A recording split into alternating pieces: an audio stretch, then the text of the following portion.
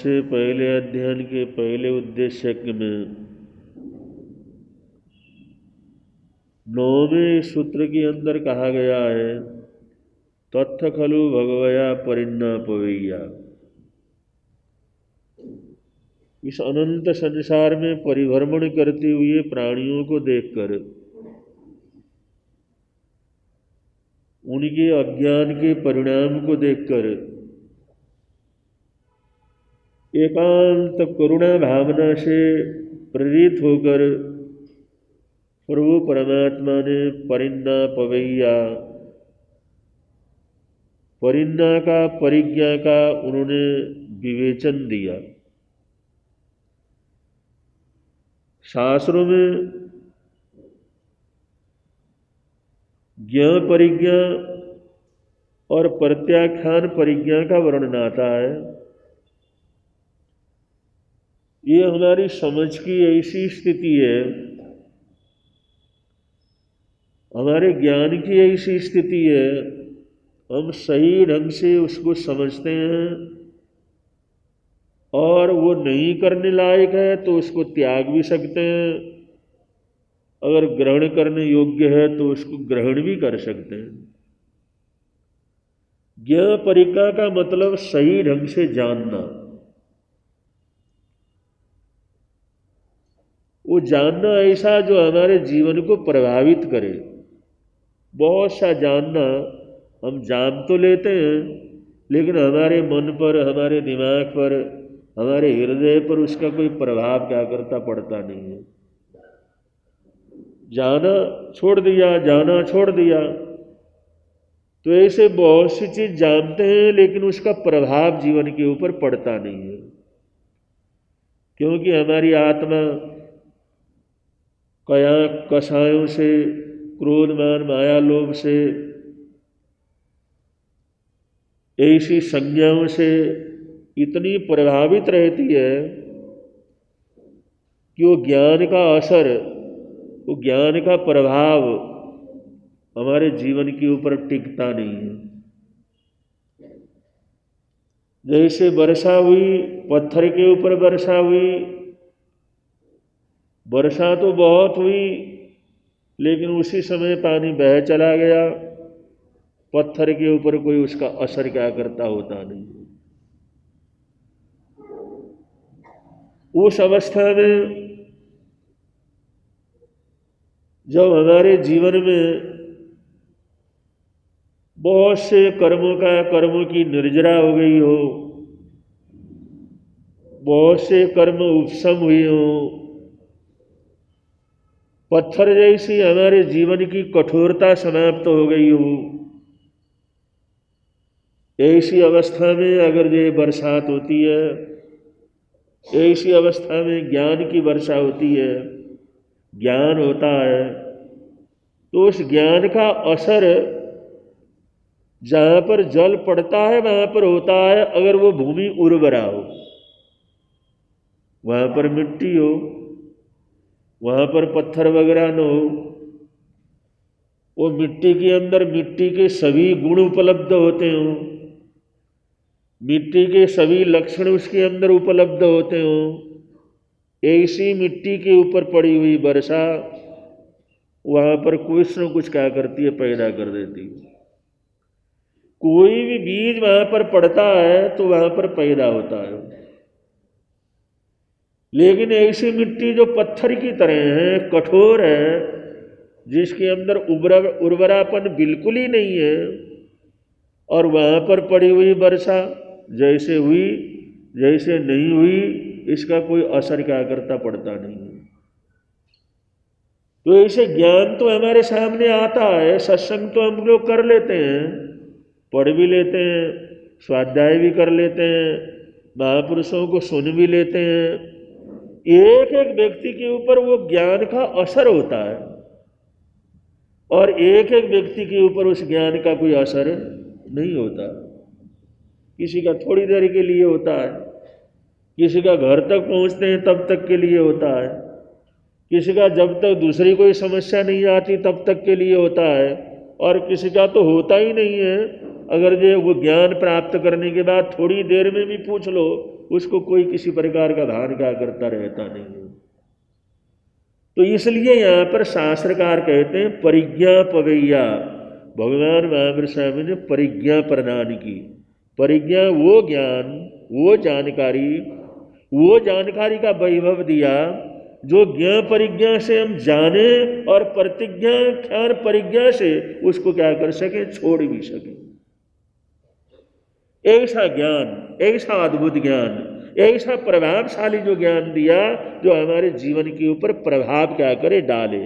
उसी के लिए कहते हैं, उसी के लिए जो है उस वाणी का आदर और सत्कार किया जाता है, सम्मान किया जाता है कि वीतराग वाणी, भगवान महावीर स्वामी की वाणी, ये तीर्थंकरों की वाणी वो जन जन के ऊपर प्रभाव डालने वाली होती है, उसका असर होता है। और वो सुनने के बाद ज्ञान परिज्ञा से ये आत्मा जानती है और प्रतिज्ञा ख्यान परिज्ञा से उस चीज़ को छोड़ने में बलवान होती है, समझदार होती है, ग्रहण भी कर सकता है और छोड़ भी सकता है।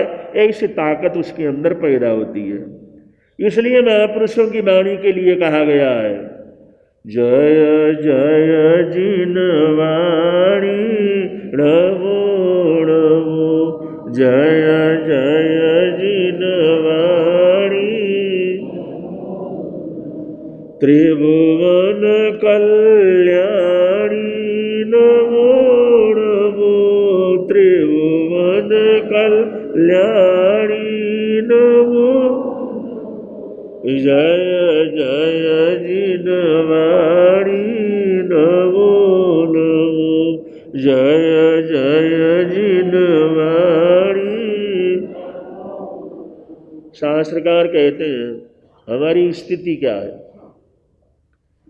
इमस्य चैव जीवियस्य, और परिबंधन मानन और पूयणाय, जाई मरण मोयणाय, दुख पड़ी घाय हेउम।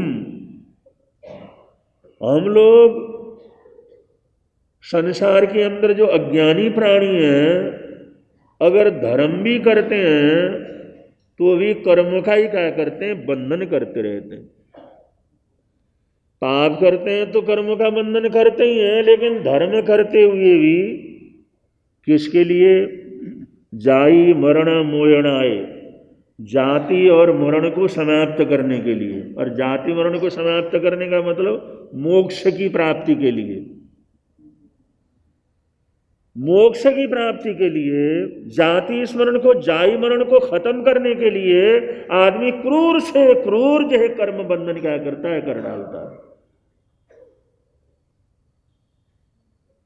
और दुख पड़ी घाय एवं, जो संसार भक्त का दुख है, इस दुख को समाप्त करने के लिए, इस दुख से मुक्त होने के लिए, इस दुख से बचने के लिए भी वो क्रूर से क्रूर कर्म का क्या करता है, बंधन करता है।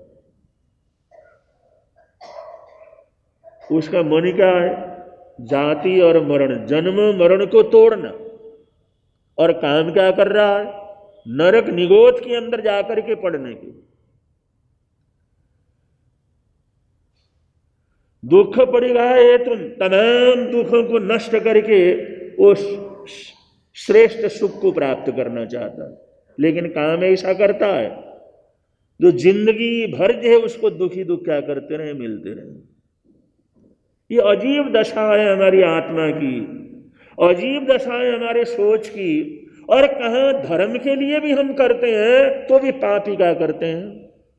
तो यही बतलाया यहाँ पर शास्त्रकारों ने, इमस्य जीवस्य जीव जीवियस्य, ये जो हमारा जीव है या हम लोग हैं, कभी जीवन को जीने के लिए, भाई हमारे को खाने की ज़रूरत है, पहनने की ज़रूरत है, जीवन मिला है तो जीना है, वो जीने के लिए क्रूर से क्रूर कर्म का बंधन क्या करते हैं, जिनकी वजह से वो बतलाया कितने कितने सागरोपम का और कितने कितने पल्योपम की उनकी दुख की आयु क्या करती है, होती है। और लक्ष्य क्या है, पेट तो भरना है ना साहब, भूखा पेट तो रहा नहीं जा सकता, दुनिया के अंदर आए तो पेट तो भरना ही पड़ेगा। वो पेट भरने के लिए भी इतने क्रूर से क्रूर कर्म क्या करता है। अब जितनी हिंसाएं होती हैं, कत्ल खाने चलते हैं, क्रूर से क्रूर हिंसा होती है। वो सब किसके लिए? पेट के नाम पर ही तो है। दुनिया के अंदर इतने लोग हैं, सिर्फ इस पेट को पारने के लिए भी क्रूर से क्रूर कर्म का क्या करते हैं? बंधन कर लेते हैं। अब जितनी हिंसा होती है, गली गली के अंदर हिंसा होती है, वो सब रोजमर्रे के खाने के लिए तो क्या करते हैं? पेट के लिए करते हैं, स्वाद के लिए कर लेते हैं। परिबंधन मानना पूजनाय, और कोई परिबंधन के लिए कि मेरे को कोई नमस्कार करे, मेरा मान करे, मेरा सम्मान करे, इस मान और सम्मान की लालसा के अंदर भी इंसान क्रूर से क्रूर कर्म का क्या करता है? बंधन कर लेता है। और आगे तो कहते हैं जाई मरण मोयनाए, जाति मृत्यु को नष्ट करने के लिए। भाई दुनिया के अंदर रहते रहते बड़ा दुख हुआ, मोक्ष के अंदर पहुंचना है, उस मोक्ष को पहुंचने के लिए भी क्रूर से क्रूर क्या करते हैं? कर्मों का बंधन करते हैं। कैसे? किसी राजा को कहा, राजा ने कहा मैं ये तमाम कर्मों को तोड़ना चाहता हूं, इसके लिए क्या करना चाहिए?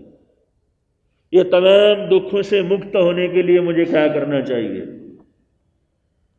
अगला कोई उसको जो मार्गदर्शन करने वाला, उसका पुरोहित वगैरह, वो उसको बतलाता है कि महाराज हम अश्वमेध यज्ञ की क्या करो? आराधना करो, नरमेध यज्ञ की आराधना करो।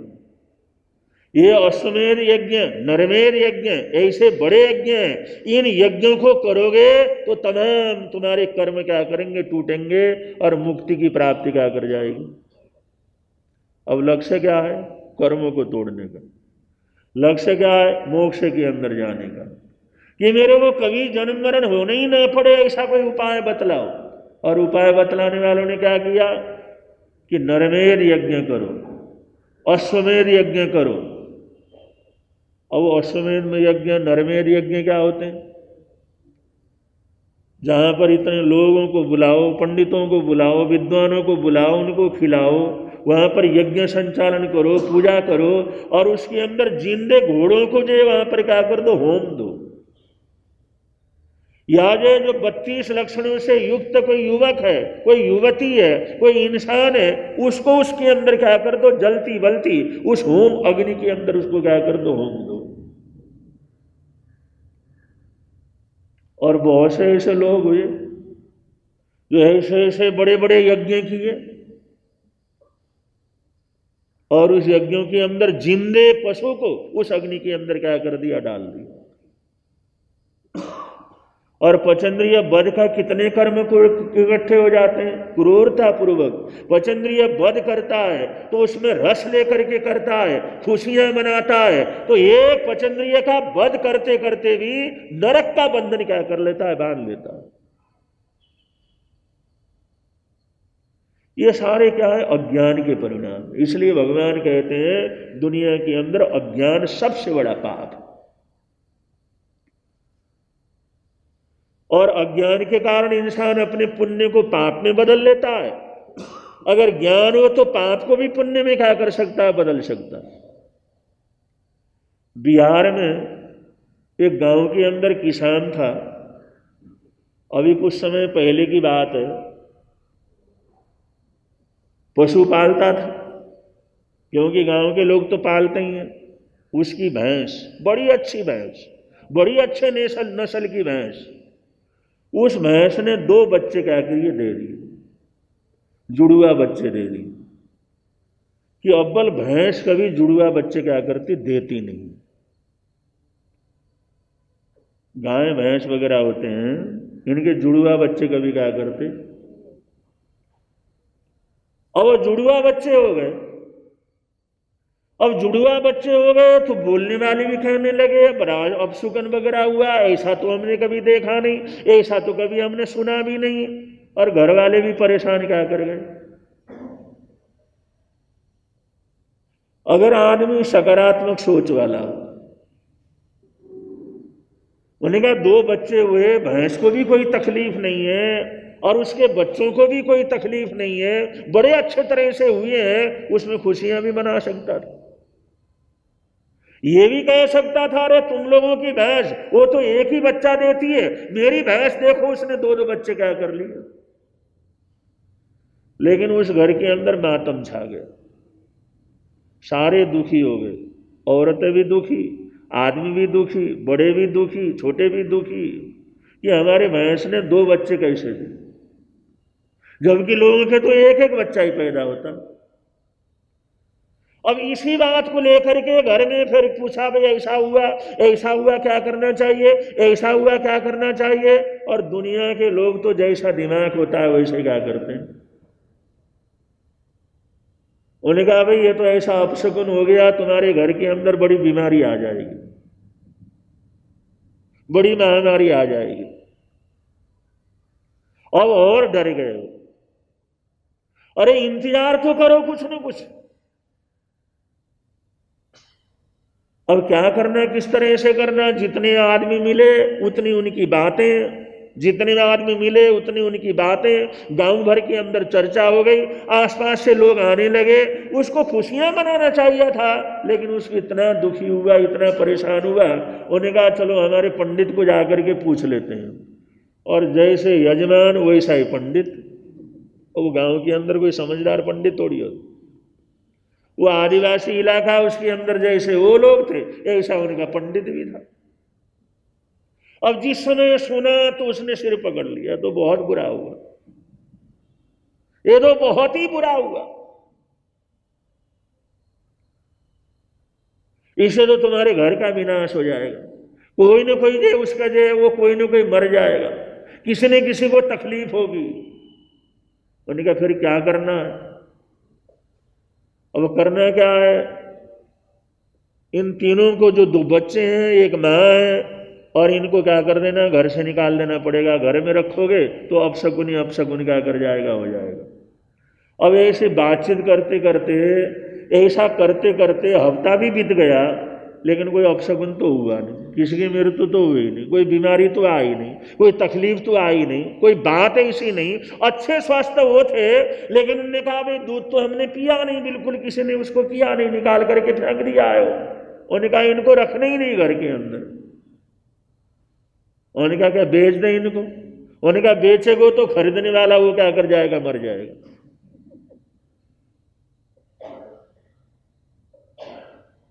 अब वो करना क्या है,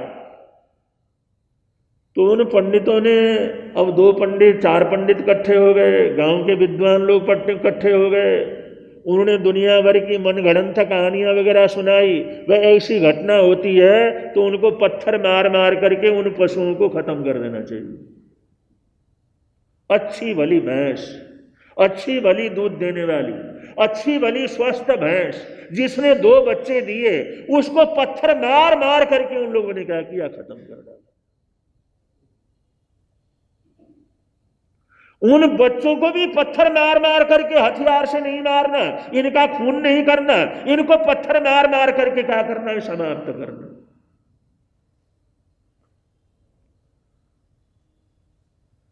तो अज्ञानी लोग, ये अज्ञान का अंधकार कितने क्रूर से क्रूर जो है पाप करवाता। अपनी अगर समझ हो तो देने वाले कुदरत ने तो खूब दिल खोल करके दे दिया था, एक की बजाय 2-2 बच्चे दे दिए थे। लेकिन उनकी नासमझी, उनका अज्ञान,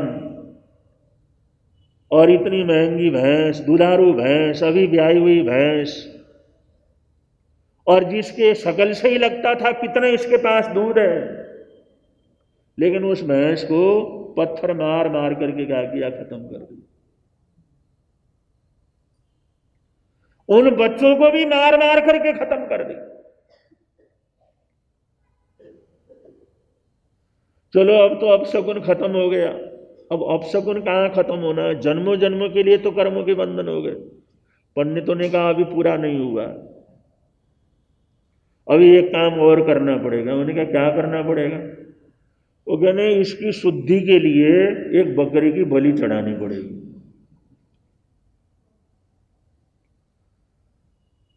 अब ऐसी दुर्घटना घटी है और ऐसा तुम्हारे घर के अंदर अनहोनी घटना घटी है, तो उनको मारने से काम नहीं चलेगा। इसकी शुद्धि के लिए अब एक बकरे को ला करके उसकी क्या करनी है, बलि चढ़ानी।